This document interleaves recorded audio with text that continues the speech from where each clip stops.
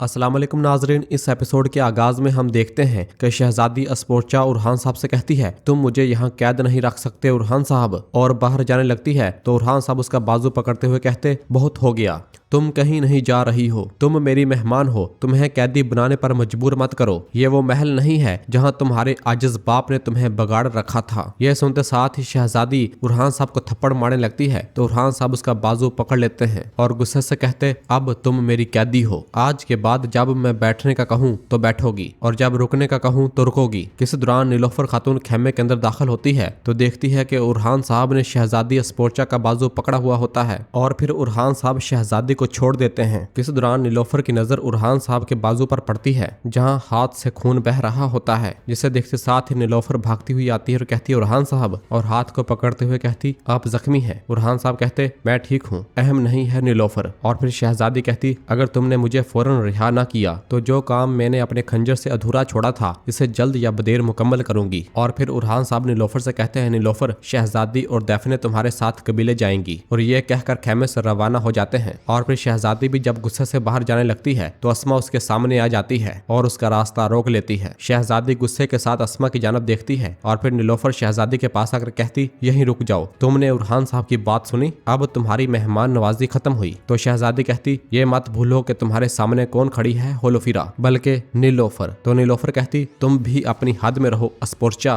उरहान साहब का एहसान मानने की बजाय तुमने उन्हें मारने की कोशिश की। तुमने उरहान साहब की बात सुनी, अपनी जान की हिफाजत के लिए जब तक हेक्टर की फौज तबाह नहीं हो जाती तुम वही करोगी जो मैं कहूंगी। नाजरीन, फिर इसके बाद हम उस्मान साहब का ख्वाब देखते हैं और वो अपने ख्वाब में देखते हैं कि वो बोरसा के बाहर पहुंच चुके होते हैं जहां किले की दीवारों पर काई परचम लहरा रहे होते हैं और उस्मान साहब खुशी खुशी किले के अंदर जा रहे होते हैं। बोरसा फतह हो चुका होता है, हर तरफ काई परचम देखकर उस्मान साहब निहायत खुश हो रहे होते हैं। दीवारों की फसीलों पर काई सिपाही मौजूद होते हैं। उस्मान साहब उन्हें देखकर बहुत ज्यादा खुश होते हैं और किले की जानब बढ़ते हैं और फिर ये सारा मंजर देखते हुए कहते हैं, मेरी आंखों की रोशनी बुझने से पहले, मेरी सांसें रुकने से पहले तूने मुझे बोरसा की फतह दिखा दी, तेरा शुक्र है मेरे अल्लाह। और फिर इसके बाद किले के अंदर आ जाते हैं। जैसे ही वो किले के अंदर आते हैं तो देखते हैं कि तमाम सिपाही वहां मौजूद होते हैं। बुरान और जरकुताय भी अपना सर झुकाए खड़े होते हैं। उस्मान साहब ये सारा मंजर देखकर हैरान होते हैं और आगे बढ़ते ही चले जाते हैं। बुरान और जरकुताय रो रहे होते हैं तो उस्मान साहब कहते हैं, बुरान, बुरान, लेकिन बुरान और जरकुताय कोई जवाब नहीं देते और रोते ही चले जा रहे होते हैं। उस्मान साहब उन्हें पुकारते हैं और शहनशाह साहब के सामने आते हैं, लेकिन गोया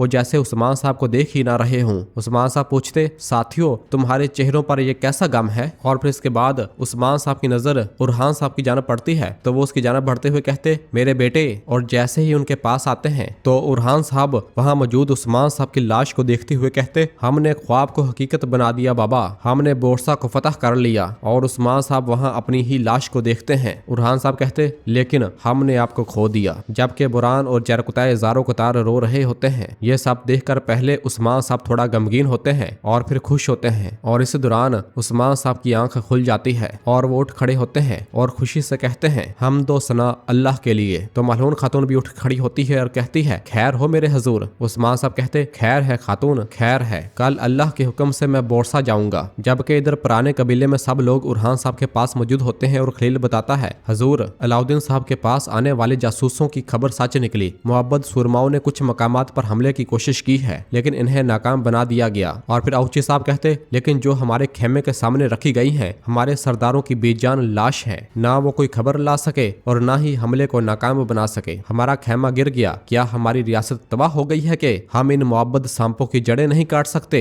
जबकि उस्मान साहब मुसलसल गुस्से के साथ ये सब सुन रहे होते हैं। और फिर शहनशाह साहब कहते, औची साहब गलत नहीं कह रहे, हम सब की तरह इनका दिल भी जल रहा है। इन कुत्तों की जुर्रत इतनी बढ़ गई है कि संगूर साहब और अब्दुल्ला साहब पर गिरने वाली मुसीबत अल्लाह न करे कल इस खेमे में मौजूद लोगों पर भी आ गिरे। उरहान साहब कहते, जो कोई भी हम पर चढ़ाई करेगा हमारा गजब इसे राख कर देगा, जला डालेगा। और फिर इसके बाद खड़े होते हुए कहते हैं, आप लोग हमारे शहीदों को शहादत पर ऐसे रुखसत करेंगे? बोलो सरदारों, हाँ बोलो। और फिर औची साहब के सामने आकर कहते, क्या ऐसे रुखसत करोगे? क्या सिर्फ तुम्हारे मुंह में जबान चलेगी या तुम्हारी कलाइयों में तलवारें? लेकिन मैं कसम खाता हूँ कि मैं अपने शहीदों के सोग में हाथ पर हाथ धर कर नहीं बैठूंगा। मैं कसम खाता हूँ कि उनका खून खुश्क होने से पहले मैं उनका बदला लूंगा। तो सब कहते हम कसम खाते हैं। उरहान साहब कहते अब अगर कोई बैठकर रोना चाहता है तो वो बैठकर रोए। मेरी बात उनसे है जो इंतकाम का हलफ उठाते हैं। मेरी बात उस फौज से है जो हमारी बोरसा फतह में रुकावट बनने की कोशिश करने वालों को जलाकर राख करना चाहते हैं। मैं फौरन जाकर बोरसा करारगाह से सिपाही लूंगा। मेरे सरदार सगोत से, एनागोल से, मैकजे और तमाम कबीलों से सिपाही इकट्ठे करके लाएंगे। हम गैजे वादी के करीब इकट्ठे होंगे। ये काम कल खत्म हो जाएगा। तो सब कहते जो आपका हुक्म मेरे हुजूर। उरहान साहब कहते हमारा जहाद मुबारक हो और बाहर रवाना होते हैं। तो बाकी साहब भी उरहान साहब के पीछे बाहर आते हैं।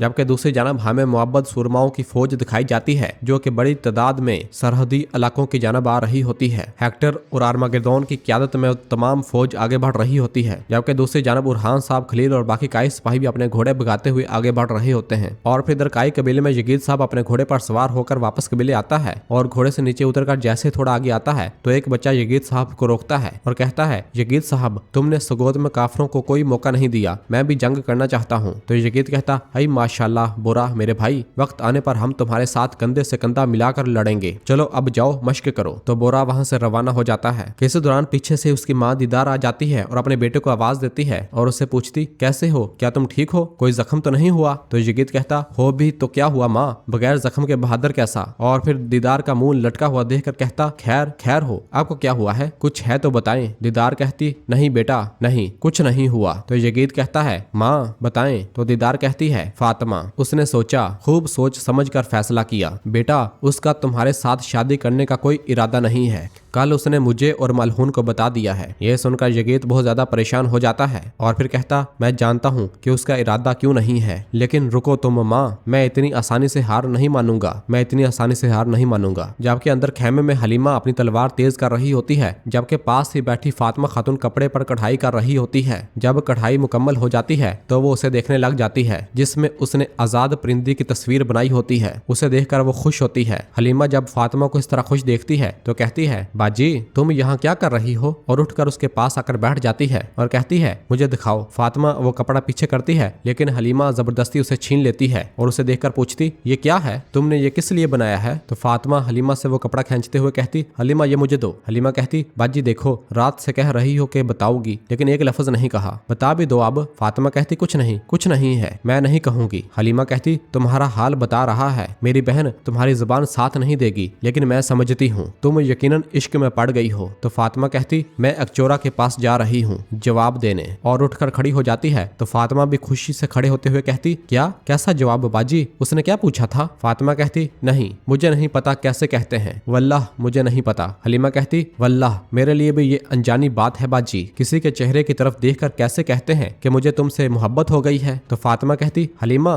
तुम्हें क्या हो रहा है, चलो मैं बता दूंगी, कह दूंगी, लेकिन तुम किसी को कुछ नहीं बताओगी। तो हलीमा कहती तुमने तो जैसे मुझे बहुत कुछ बताया बाजी, क्या बताया, हाँ क्या बताया। हलीमा मैं नहीं कह पाऊंगी। और फिर कहती है तो क्या वो खूबसूरत है। तो फातिमा कहती तुम बहुत बुरी हो वल्लाह। तो हलीमा कहती तुम्हारे चेहरे का रंग बता रहा है कि वो खूबसूरत है, मेरा सवाल भी देखो, तुमने इतने साल किसी की तरफ देखा नहीं, अब अगर कह रही हो कि मोहब्बत हो गई है तो यकीनन बहुत खूबसूरत होगा। तो फातिमा कहती हलीमा क्या दरसून खूबसूरत है। ये सुनते ही हलीमा कहती अब दरसून बीच में कहां से आ गया बाजी, तुम बहुत चालाक हो बहुत। और वहां से रवाना हो जाती है।